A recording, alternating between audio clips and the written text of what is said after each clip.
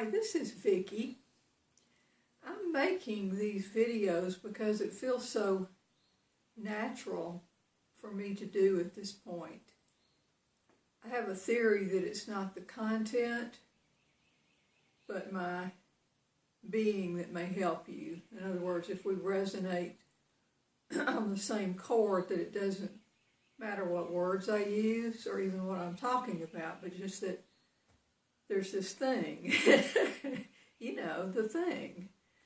Vernon Howard gave a talk once that I transcribed word for word, and the title of it was The Riches of Rubyland.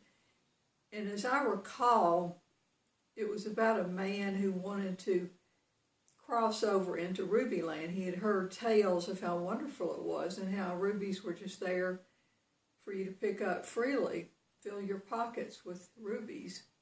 So he set out on this journey across the desert, and he finally saw far off in the distance a sign that said Rubyland, so many miles. So he, tired as he was, he kept on his journey. He kept putting one foot in front of the other until finally he reached Rubyland. And to his surprise, there was a guard there. And the guard said to him, "Wait just a minute. We don't let just anyone into Rubyland. First, you have to empty the rocks from your pocket." So, for some reason, the guy was unable to part with the rocks he had been picking up along his desert route. He had grown attached to them. And so, with a downcast face, he turned around, and he didn't get into Rubyland. Well, some time went by, and his life got worse and worse, and he was still carrying the rocks in his pocket. He was just attached to them. He had to reach a point where it got so bad that he once again made the trek to Rubyland.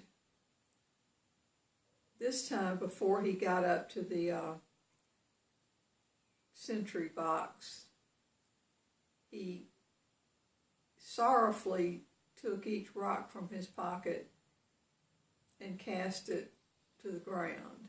And he turned his pockets inside out. And when he got up to the sentry box, the person within smiled at him and just said, "Welcome to Rubyland. You can have all the rubies you can pick up. They're yours." And the man spent the rest of his life living in Rubyland. And he never once regretted the rocks he had left outside of Rubyland. And of course, that's a parable. It's about me and it's about you. And it's about how hard we fight to hold on to the rocks in our pockets, the rocks of any sort of negativity. You have to let them go, let them go, let them go. And then, whoop, there you are in Rubyland.